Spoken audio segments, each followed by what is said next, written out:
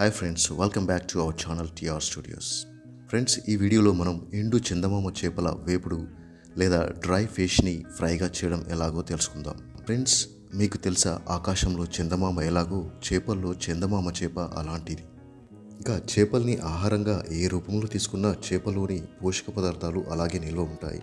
Friends, ఈ వీడియోలో మీరు ఎండు చందమామ చేపలను ఎలా రుచికరంగా ఫ్రై చేయాలో తెలుసుకుందాం. ముందుగా ఎంపిక చేసుకున్న ఎండు చేపలను వేడి నూనెలో కొద్దిసేపు ఫ్రై చేసిన తర్వాత వేరే గిన్నెలోకి లేదా బౌల్లోకి ఫ్రై చేసిన ఎండు చేపలను తీసుకొని తగినంత ఉప్పు, కారం పొడి ఎండు చేపలపై చల్లి ఆ తర్వాత కొద్దిగా నిమ్మరసాన్ని ఇంకా నూరిన మసాలాను ఫ్రై చేసిన ఎండు చేపలకి కలిపి ఉంచండి.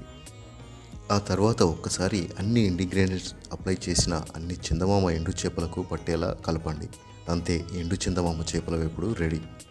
ఇంకెందుకు ఆలస్యం ఫ్రెండ్స్, ఒక్కసారి ట్రై చేసి చూడండి. ఖచ్చితంగా ఈ రెసిపీ ఎవరికైనా నచ్చి తీరుతుంది.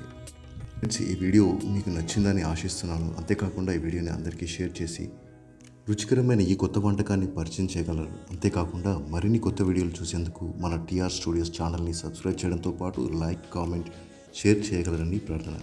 Thank you for watching TR studios. Thank you.